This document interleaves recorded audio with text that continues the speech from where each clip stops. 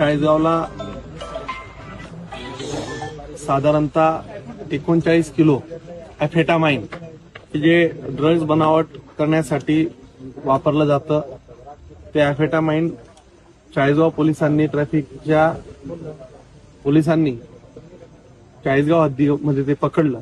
खरं तर त्याची ज्यावेळेस माहिती घेतली त्यावेळेस असं लक्षात आलं की ह्या ड्रग्जची किंमत साधारण 1 करोड ते 1.5 करोड रुपये पर किलो म्हणजे 40 ते 60 कोटी रुपयाचा एफेटामाइन ड्रग्ज हे चाळीसगावच्या हद्दीत हस्तगत करण्यात आलं। खरं तर हे जी गाडी आहे त्या सगळ्यांची आम्ही माहिती घेतली, पोलीस प्रशासनाने माहिती घेतली। हे दिल्लीहून निघालं होतं, इंदोर धुळे या मार्गाने ते औरंगाबाद आणि बँगलोरला डिलिव्हरी करण्याचं त्यांचं जे कमिटमेंट होत्या अशा सांगण्यात आल्या। खरं तर यामागे एक मोठं रॅकेट, इंटरनॅशनल लेवलचं एक रॅकेट चालू असल्याचा संशय या मागून येतोय। मी आताच एसपीशी बोललो, डीजी मॅडमांना कळवलं आहे, गिरीश वंशी बोललो आणि गृहमंत्र्यांशी बोलून, मुख्यमंत्री महोदयांशी बोलून की यामध्ये आमची मागणी अशी असणार आहे। खरं तर सर्वप्रथम चाळीसगाव पोलीस स्टेशनच्या सगळ्यांचं मनापासून मी त्यांचं अभिनंदन करतो, कौतुक करतो की त्यांनी हे परराज्यात जाणारं ड्रग्ज, दिल्लीहून आलेलं ड्रग्ज हे बँगलोरला जात असताना चाळीसगावला पकडलं। खरं तर यामागे हे बाहेर देशाहून एक मोठं रॅकेट चालत असल्याचा प्रथमदर्शी आता पोलिसांचं पण एक चाललं आहे। यातनं आता काय तपासात जे काही येईल ते पुढे येईल।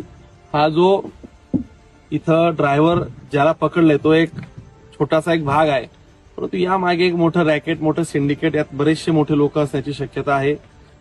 यामध्ये मोठ्या एका मुंबईच्या सेललाच किंवा या संदर्भातल्या एनसीबीच्या नार्कोटिक्स ब्युरोलाच हा तपास देऊन आणि हा तपास सखोल करावा अशी मागणी या माध्यमातून मी करणार आहे।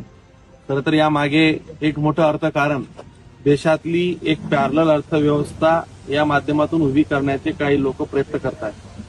हे ड्रग्ज बाहेरच्या देशाहून बॉर्डरवरनं पास करून हे विविध राज्याच्या भागांमध्ये पोहोचवण्याचं काम या माध्यमातून होताना दिसतंय।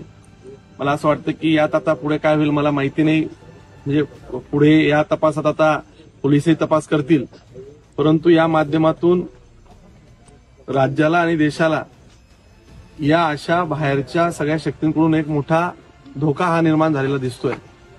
यामध्ये जे कोणी लोक इन्व्हॉल्व असतील यांना सगळ्यांना गजाआड करण्यासाठी मी स्वतः पाठपुरावा करणार आहे। आज साधारणतः आता एसपी पण म्हटले की मी स्वतः चाळीसगावला येतोय, तेही पोहोचतील आणि या माध्यमातून जे काही असेल तर तपासातून जे काही देशातल्या अनेक ठिकाणचे जे लोक असतील त्यांच्यापर्यंत पोहोचण्यासाठी त्या टीमला आम्हीही सांगणार आहोत।